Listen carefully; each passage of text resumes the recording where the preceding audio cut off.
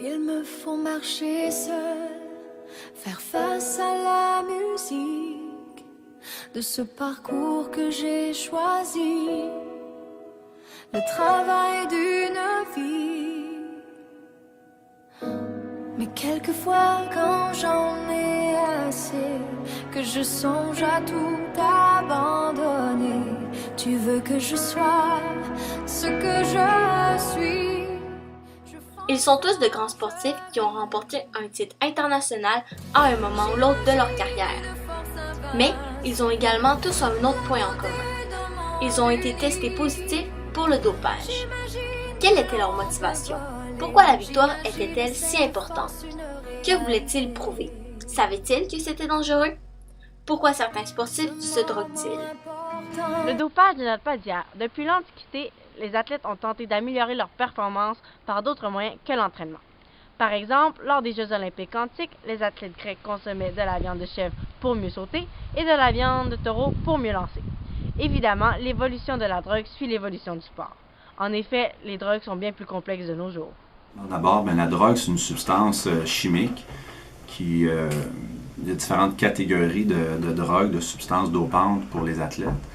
Puis ils agissent toutes d'une façon différente, mais ça va jouer en gros sur les cellules du corps. Il y a plusieurs raisons qui incitent un sportif à utiliser des drogues pour améliorer leur performance en compétition. Parmi celles-ci, la pression économique est une raison bien commune chez les athlètes pour se doper. En effet, le sportif veut faire plus d'argent ou conserver son gagne-pain.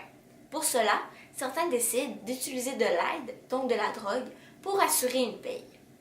Également, nous possédons tous une capacité physique différente les unes des autres.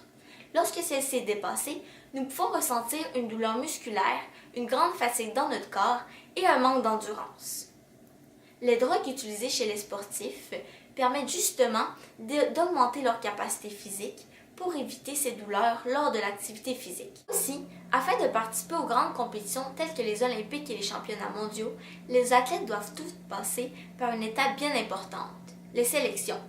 C'est pourquoi certains sportifs font le choix d'utiliser une aide médicale illégale, donc la drogue, qui leur permet de mieux contrôler leurs mouvements. C'est sans oublier les records de plus en plus difficiles à battre avec le temps. L'utilisation des drogues permet aux sportifs de dépasser ces fameux records qu'ils souhaitent tous battre. Finalement, les sportifs subissent une grande pression de la part des médias, de leur entraîneur et de leur entourage. C'est pourquoi ceux-ci font parfois le choix d'utiliser des drogues afin d'être certains de livrer une belle performance à la hauteur des attentes de ceux qui les supportent. Donc, en résumé, le souci économique, la capacité physique, les grandes barres de sélection élevées, les records de plus en plus difficiles à battre et la pression des médias, des entraîneurs et de leur entourage sont les principales raisons qui incitent un athlète à utiliser des drogues lors d'une compétition, même si celui-ci sait très bien que c'est strictement interdit. Les causes du dopage, c'est un peu à la base du désir des êtres humains de performer toujours davantage, inciter donc à vouloir battre des records du monde, à vouloir davantage de financement, davantage de visibilité. Donc l'être humain depuis les premiers temps a toujours voulu se dépasser. Et il y a différentes façons de se dépasser. Il y a soit de travailler très très très fort tout en respectant les règles et de façon sécuritaire pour sa santé. Puis l'option du dopage, c'est en fait c'est de tricher pour pas nécessairement moins travailler fort. Par contre, les gens travaillent fort même s'ils se droguent, mais c'est pour avoir un avantage pas naturel sur les autres compétiteurs dans le but d'être le meilleur. On comprend que ça va les jouer sur les cellules, ça change leur fonctionnement pour essayer de nous rendre soit plus forts, soit plus puissants, plus endurants. Mais comment les drogues agissent-elles dans le corps du sportif?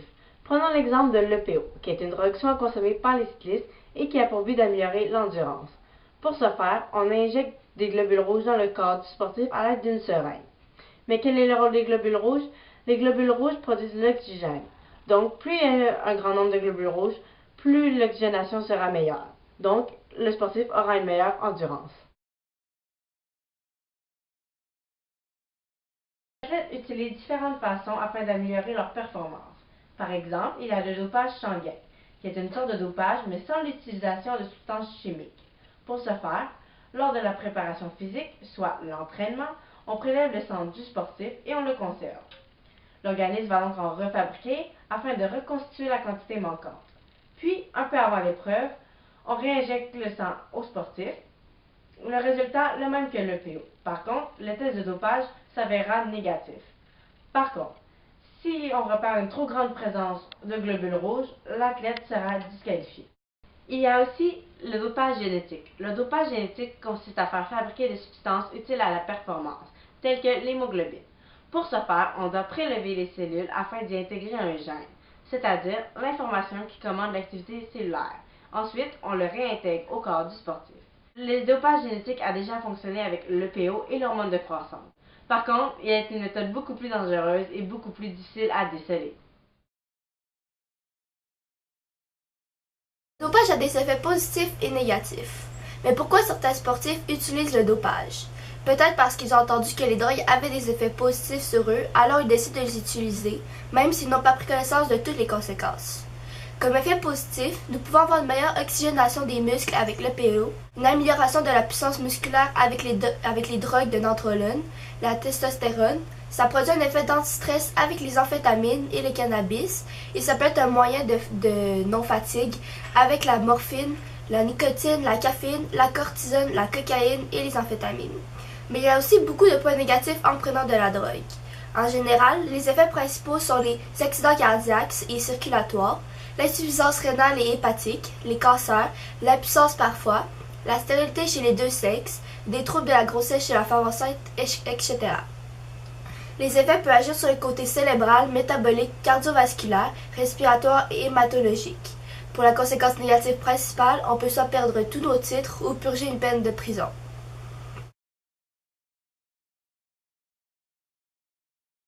Parmi toutes les drogues qui existent, certaines agissent plus sur les personnes que d'autres.